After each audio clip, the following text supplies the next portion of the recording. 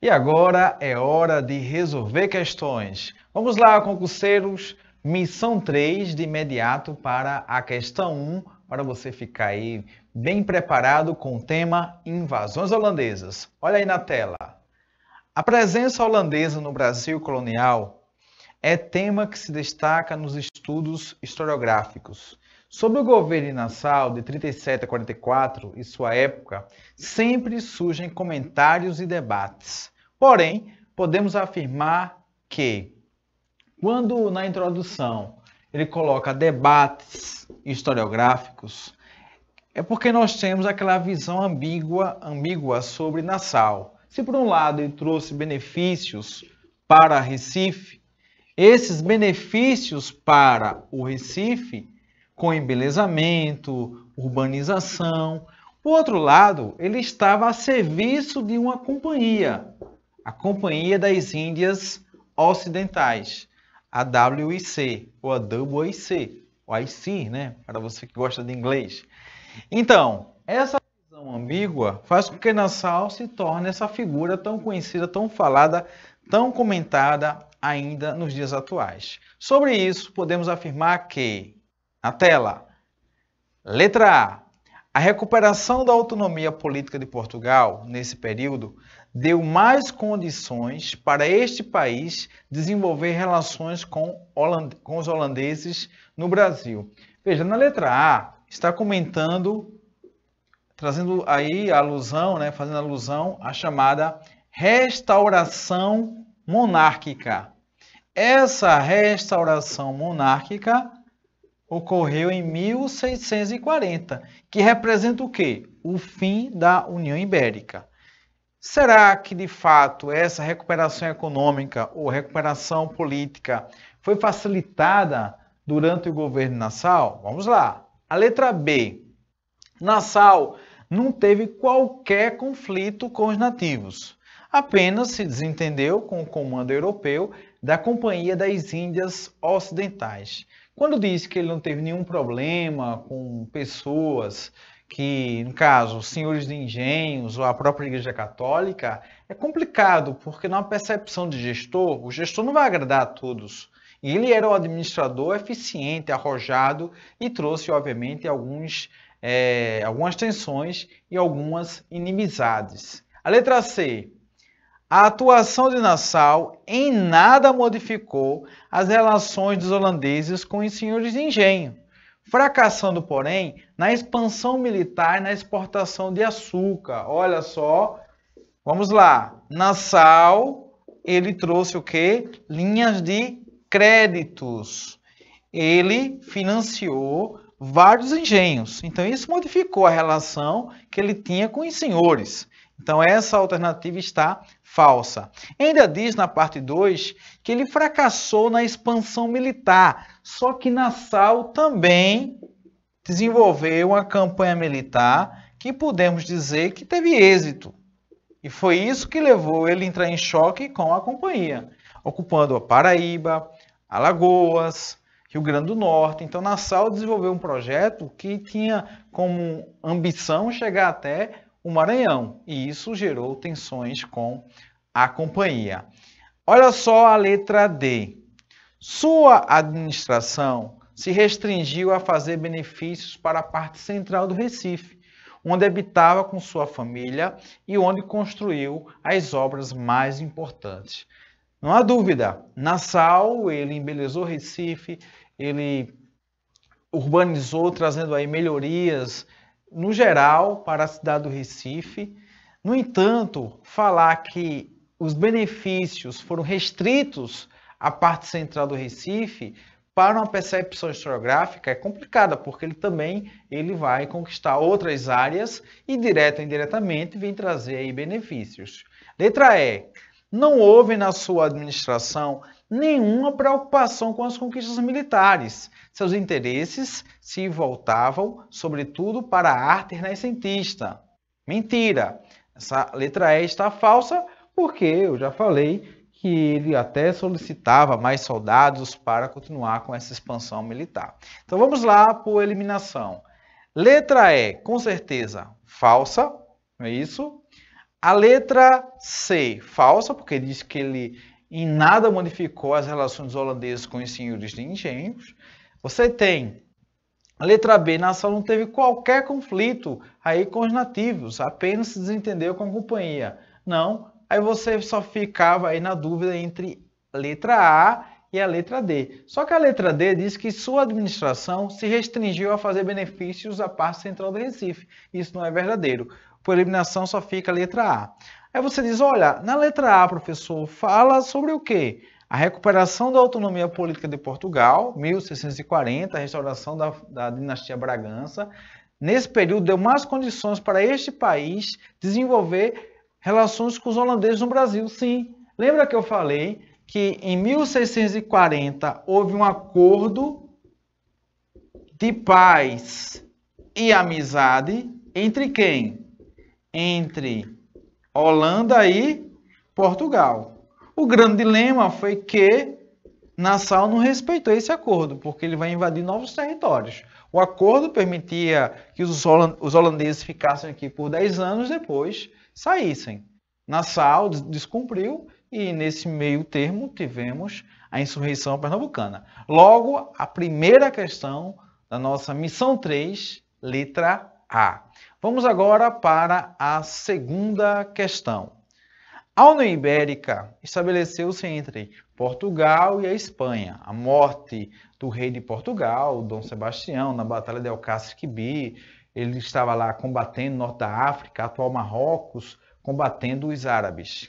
No final do século XVI, com repercussões para a administração portuguesa no Brasil colonial. Essa união, quais as consequências da União Ibérica para o Brasil? Podemos citar as invasões holandesas de imediato. No entanto, vou trazer aqui uma percepção interessante para vocês. Lembra do chamado Tratado de Tordesilhas? As terras divididas aqui na América entre portugueses e espanhóis. Com a União Ibérica, vamos aqui, olha, fazer alusão aqui terras espanholas, terras portuguesas. Com a União Ibérica, olha, a Espanha vai gerir as terras portuguesas. Se o acordo era entre essas duas nações, com a União Ibérica não há mais sentido em falar pertence a Portugal, certo? Pertence à Espanha, porque agora você tem o Império Único, entre 1580 a 1640. Então podemos dizer que isso flexibilizou o Tratado de Tordesilhas. Viu que reflexão interessante? Você situa aí a União Ibérica e essa flexibilização das terras, o que permite os portugueses, olha, ultrapassarem essa linha imaginária.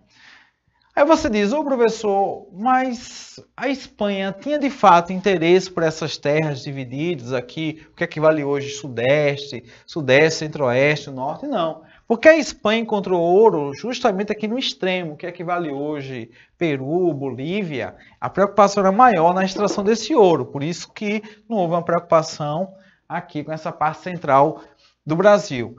Na parte sul, vamos ter uma briga envolvendo espanhóis e portugueses, principalmente nos sete povos de Missões.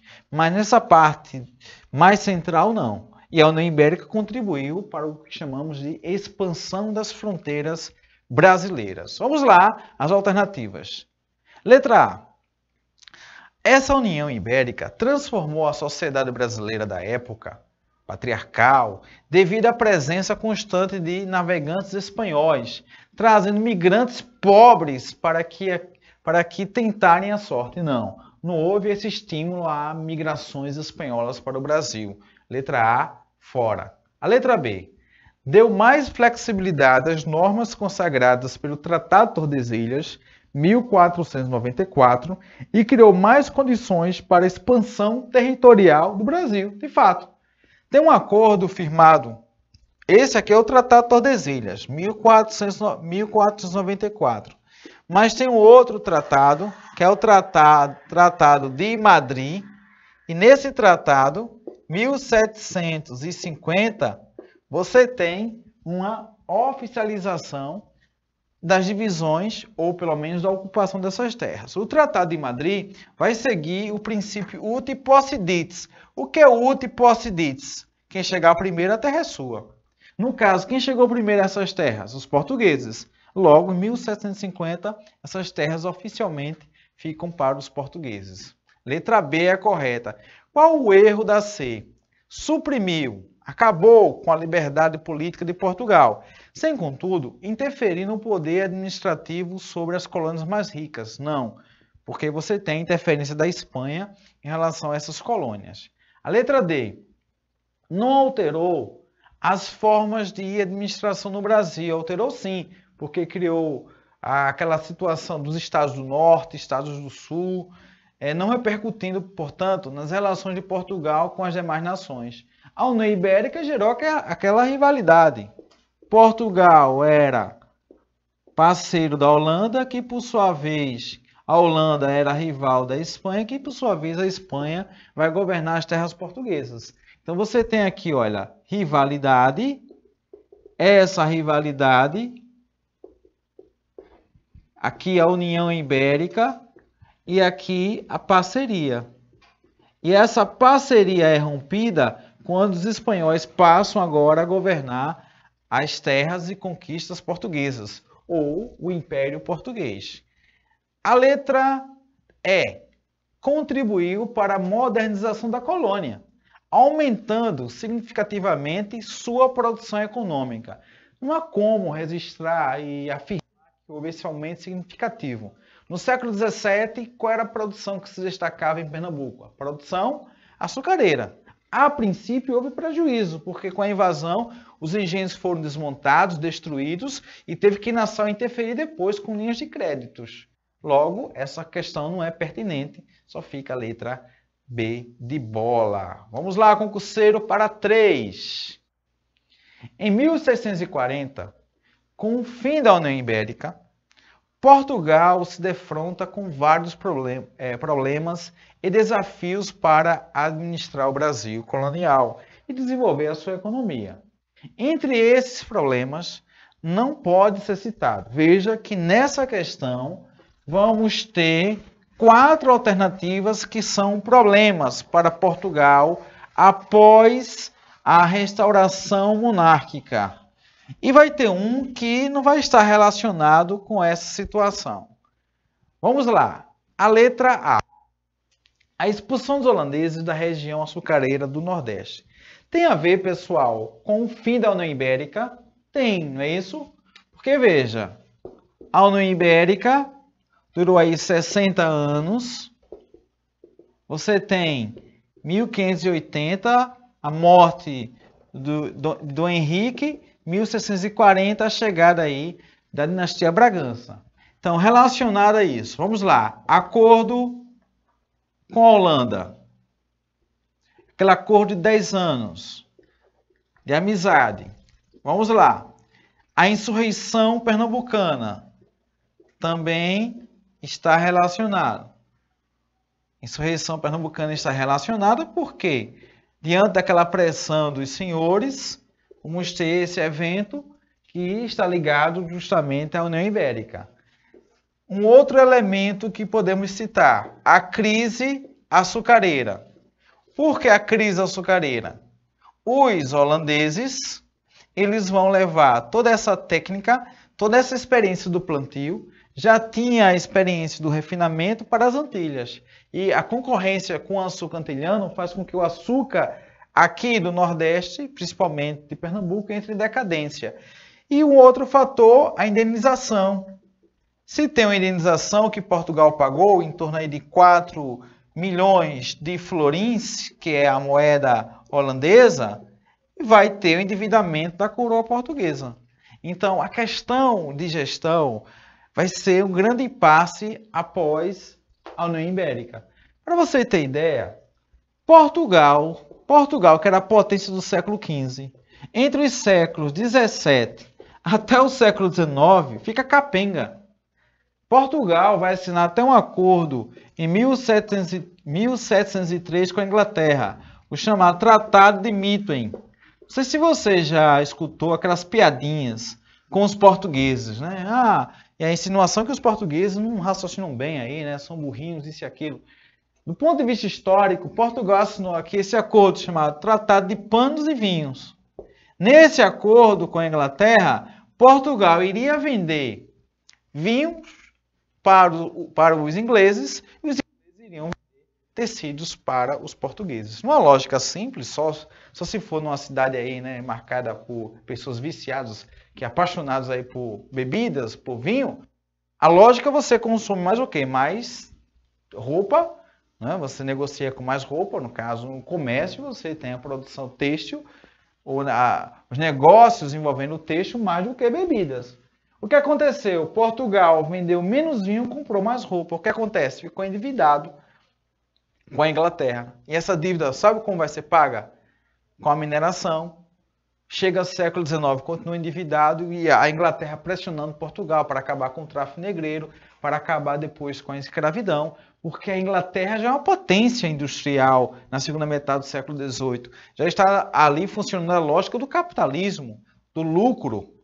Então, eu posso dizer que esses são alguns elementos a posteriori aí à unificação ou à restauração. Vamos lá.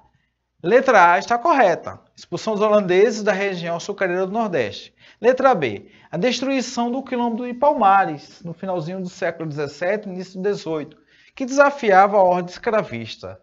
É uma alternativa ambígua, né? Mas do ponto de vista da resistência, havia um combate, sim, à escravidão, essa ordem escravista. A letra C. A escassez de metais preciosos e a queda de preços do açúcar. Sim, houve a queda dos preços. E em relação à escassez de metais preciosos, no século XVII, Portugal ainda não tem encontrado grandes jazidas na região das Minas Gerais. A letra D. A expulsão dos jesuítas, que essa expulsão no século XVIII, no governo Marquês de Pombal, que dificultavam a escravização dos indígenas no estado do Grão-Pará. A letra E. A reorganização administrativa da colônia e de sua defesa. Esse é um problema. Então vamos lá. Letra A, uma situação problemática. Letra B, uma outra situação.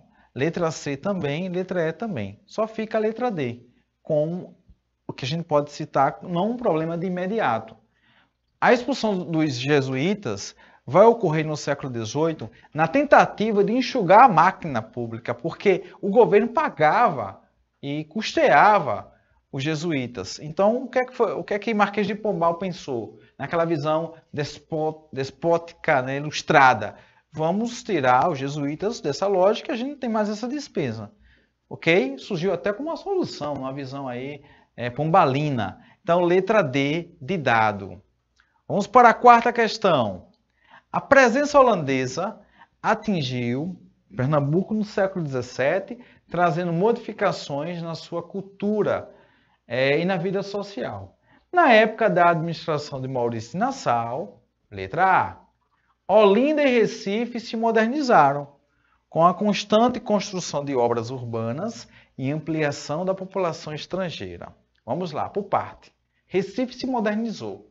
Nassau investiu de forma pesada no Recife, não em Olinda. Em Olinda houve a recuperação dos engenhos. Na segunda parte, quando ele fala sobre população estrangeira, de fato, a política de Nassau era uma política marcada pela tolerância. E você tem a chegada de muitos judeus, que podemos considerar, obviamente, como população estrangeira. Mas aí eu tiro, olha, Olinda. Olinda não entrou aí nessa lista, no rol de modernização. Só para efeito de comparação, ainda hoje, quando você faz uma relação Recife-Olinda, Recife se urbanizou, Recife se tornou uma referência, uma metrópole, né, nacional, alguns consideram como metrópole regional, e Olinda ficou ali. O patrimônio histórico, artístico, cultural da humanidade, do carnaval, mas em termos de modernização, Recife hoje ganhou esse título. A letra B. Muitos engenhos de açúcar recuperaram sua produção. Sim, ok, verdade até aí. Apesar de permanecerem algumas dificuldades também. Houve uma recuperação, mas isso não significou É uma solução total. É tão tal que Nassau empresta créditos, recursos, grana, para recuperar os engenhos, mas depois vem a companhia cobrar. Isso vai gerar o quê? Revoltas. Vai gerar a insurreição pernambucana. Então a letra B está correta. Vamos ver aí o erro da C. O Recife foi remodelado, sim, e sua população cresceu com rapidez, ok. Mesmo com a proibição da entrada dos judeus, não. Os judeus, eles entraram, até muitos convertidos ao cristianismo, né? Os cristãos novos. Outra percepção sobre essa questão, e mostrando que ela está errada, foi que os judeus construíram a primeira sinagoga das Américas, no Recife. Quem for ao Recife Antigo, vale a pena. Belíssima aí essa sinagoga. A letra C, fora.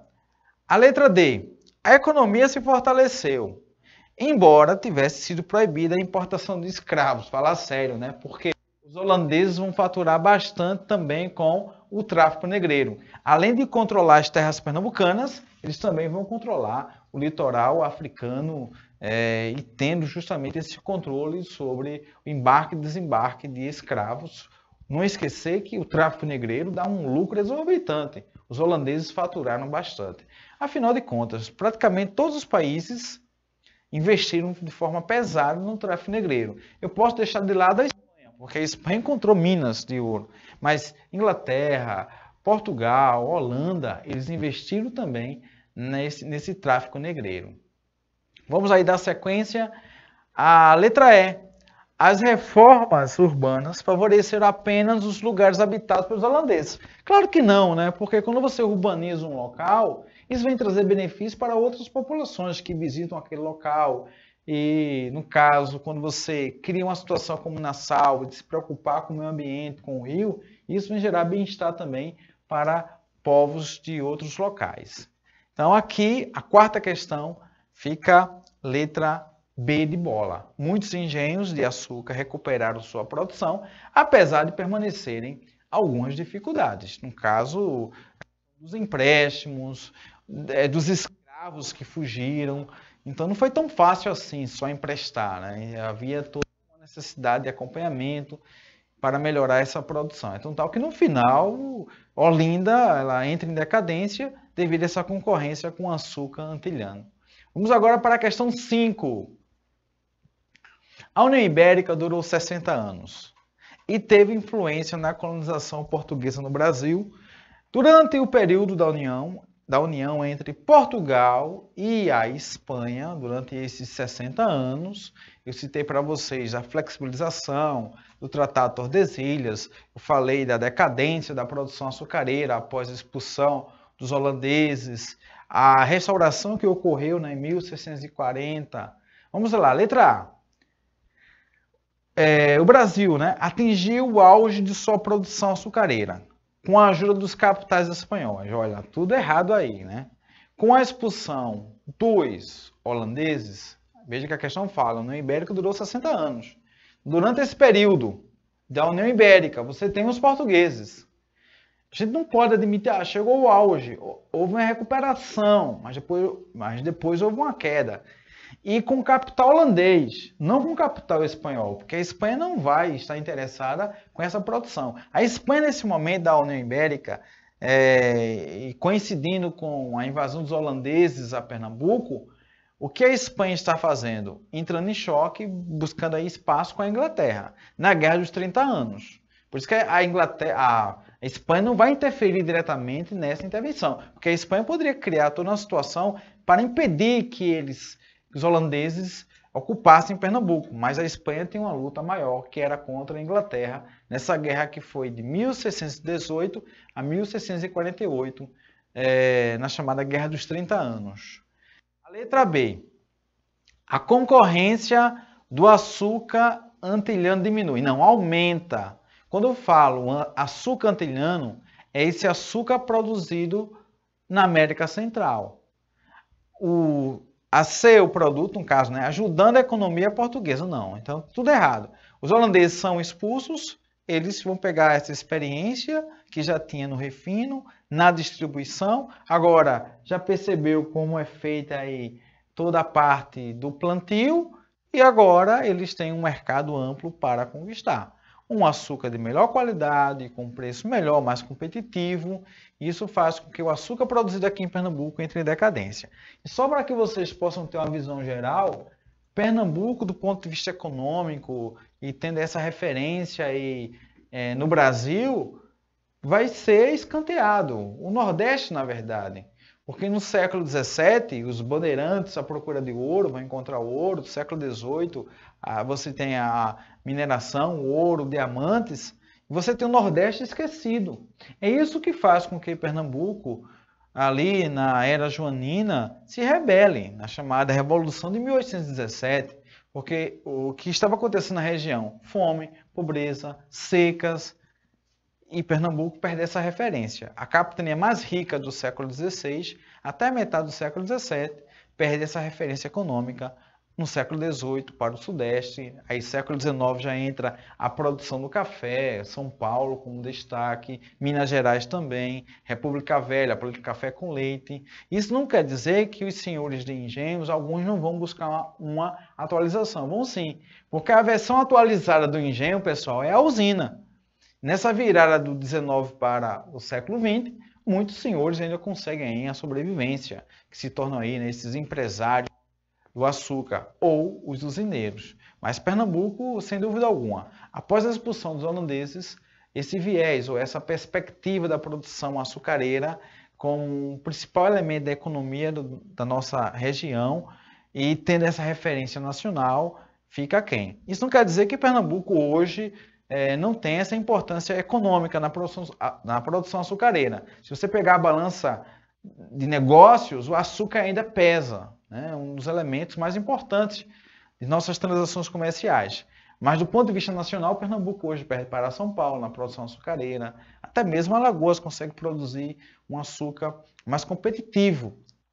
Então, o que precisamos aqui é modernizar essa estrutura latifundiária. Alguns acham que sim, outros não, né? Outros acham que seria melhor investir na policultura, mas isso é um sonho, né? Porque os empresários que estão por trás disso não vão querer isso, eles têm vínculos com os políticos, enfim. Letra C. O algodão passou de imediato a ser o produto mais importante da colônia. Não, não, não.